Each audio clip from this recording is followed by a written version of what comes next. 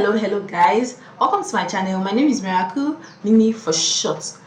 Wow, so this little video or a clip is, should I say, a sex worker. Like she was saying, I've already done the video. She was saying things about the Bible that she was not even supposed. She didn't even study the Bible. She has to go and Google the Bible. So this is what Candice Owens is interviewing her. They say this hasn't been negative for her family. How will it be negative for her family? It's really. Let's check this video out. Let's check it out. I want to talk to you about your son, because you mentioned that you got into the sex industry because you had to take care of your son and you wanted to spend more time with your son. And in doing just kind of a background check into you, it doesn't seem like you and your son live in the same state. Like, guys, I don't understand. Did you just hear what Candice Owens said? She said she did it because she wants to have time with her son. Like, seriously, you went into a sex industry. How old is your son? Just because of your son, you want to have time for your son. This, I'm sure this man is really not telling us the truth. It cannot be because of you just want to, but you can. There are other legitimate jobs out there for you to do. There are. We're so passionate, we get so emotional. That will even give you enough time for your son or for your family. Like she, been a dad and a mom to me. She clearly did not really know what or how all this is affecting her son. He's a chef and a she clearly did and not an know. amazing guy. Continue. But at this point, he's just now getting out on his own. He was a senior during COVID at a private school, a project-based school that Stanford modeled, where he would work with the community CEOs to gain his high school credits. So he built community quite quickly and went off and started working because 21. Idaho was free, and that's why a lot of people are coming over, because of the way we handled COVID. A lot of people weren't even masking up, and he took off into the workforce. When other people were saying, when older people are saying, let's jump on welfare, let's jump on unemployment, rather. So your decisions haven't impacted his life at all? No, I would say that, no, I wouldn't say that it's been damaging to him. I think that he's had some really good male role models in his life, because that is key. Because for me, as a mom, the Mother's Guild is like, oh, I wish love would strike me, because then, I could give my son Christian a father. But he's had, we put him in a lot of mentoring programs. One of his mentors had been a bachelor on the show The Bachelor. He's a really funny guy. So he's assigned mentors and big brothers. And then my father is a great influence. And he continues to be a great influence and very important person in our lives on the daily. And then my brother-in-law is also a fantastic guy that has spent a great deal of time with my son. So, no, I really don't. And I've even asked him, and and we'll get counseling. I mean, we'll get counseling and we'll talk things out and flesh things out, and really no. So if he's watching this, he's saying, my mom is being 100% honest, and I'm proud of her, and I'm proud of the work that she does. And what's fascinating about him, he's his own Guys, individual. she doesn't want to admit he's not it. into social media, whereas I've got to go market on it, which social media is like, ugh. And so he's not a big fan of social media, which I think is really healthy. And he does that on his own. And then he's a one-person kind of guy. He's into monogamy. And so he always tells me he is looking forward to being a father. I had him run my art studio, and we were doing these art parties for children. And he and his girlfriend, who was the key artist, and we would do community classes and whatnot. They had a ball. And he likes kids. I mean, he works with kids. He's been a paid basketball coach. And he'll say, I look forward to making you a grandmother when the time's right later. I want kids. I want to get married.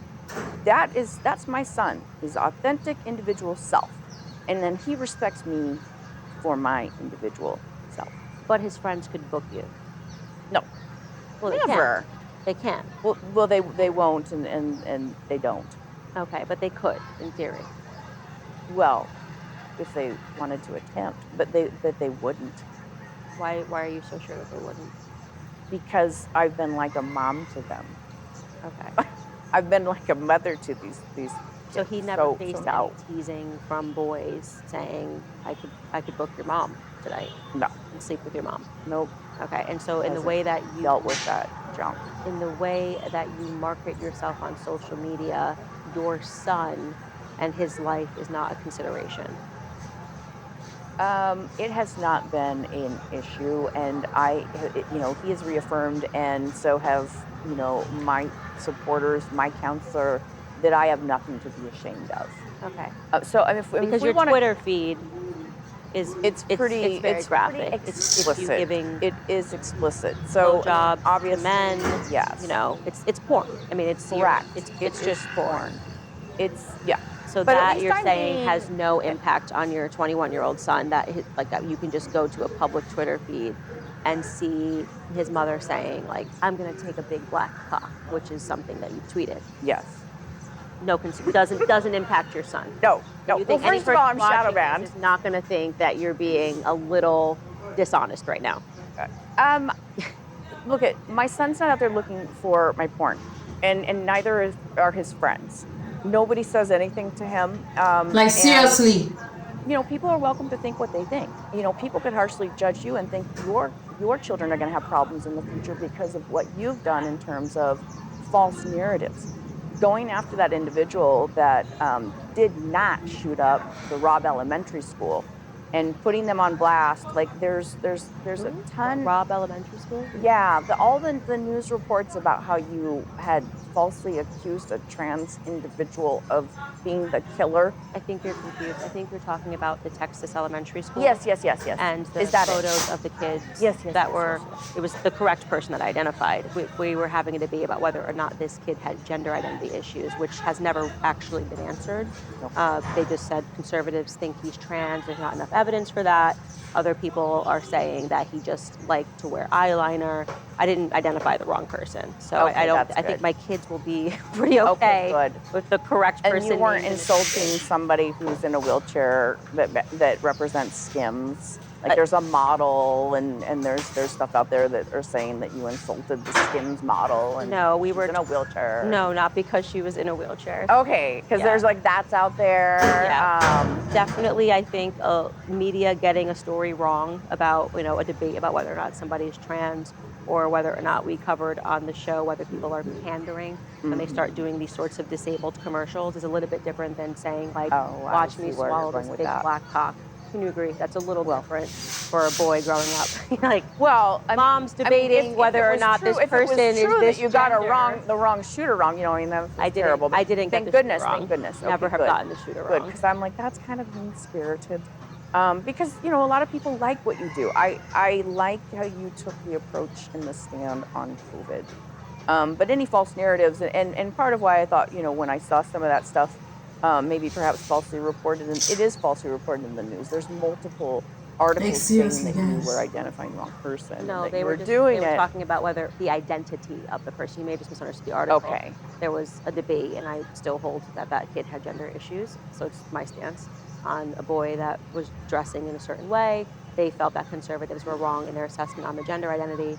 Again, Thank you for this correcting isn't me. like you say tomato, I say tomato. Right. Well, You're doing some of the graphic comments that pornography. you were stating when we were on the whatever podcast were basically to me false narratives because the things that you were spouting weren't true. What you were saying that people that would come and seek our services are mentally ill and perverse, and the quadriplegics, the individuals that come and see me, the men, the women, what have you. These are normal people. These are your neighbors. These are your local PTSD insurance agents. PTSD actually is in the manual as a disorder. So it is perfectly normal to say that somebody that's suffering from PTSD because they served the country is dealing with a psychiatric disorder. I think that's okay to say that. That's honest. And if they're seeking to deal with that psychiatric order by walking into a brothel, that is not a good solution to that. And so I stand by that assessment. You were making them out to be like these just like perverse, mentally ill people, nasty, perverse people coming in. And these are your neighbors. This is your insurance agent. This is like the cashier over at your grocery store. This is everybody in society. Not everybody in society is going to a brothel. I can assure you of that. Well, across the board, in all the different, the different, I guess, subcultures and cultures of the individuals that make up our United States. So I see all of them in a pro-social way, and I don't have this divisive stuff going on where I'm just playing to one type of person. So I do want to stick to my comment. You do not feel that you giving blowjobs to men openly on the internet is negatively impacting your family members. I don't. Okay. They're not looking. And you think it would be way harsher if they had to deal with somebody who said men that walk into brothels are perverse. That would be the real trauma for a child. No. I mean, I'm kind of wondering where you're going with this, because you answered back to me saying it. Well, your kids are going to have to deal with the fact that you said men that walk into brothels are perverse. Yes, I want my kids to deal with that fact. No. Had you, any of the false narrative stuff that's being portrayed that you've been accused of having committed, that could potentially be. I mean, you're very provocative. So some of your stances could end up being problematic for your children later on, and your pride profile to boot. But no, to answer your question, me sucking it on Twitter has not been negative for my family. What do you call that provocative? Well, it's incredibly provocative, right? In a pro-social way, not like a hater way. Okay. Right? Yeah. So your website, you offer a ton of services to men. You obviously, as you said, you market hard on the internet. You offer couples sessions. You have a ton of stuff that's on your website. You can talk through it, the things that you offer on Twitter, if you'd like to. Just kind of say what are some of the things that you do. There's a lot of Valentine's specials come down. A lot of in Nevada. Yeah. We do specials and pegging. Pegging's an interesting one. Not everybody has to do it. So here's the deal: we're independent contractors, so we are in charge of our business. The marketing and all aspects of it. We have bookkeepers, we have accountants, we have assistants, and we decide what we're going to do. And some ladies will say, I want to do that because I can charge more to do that.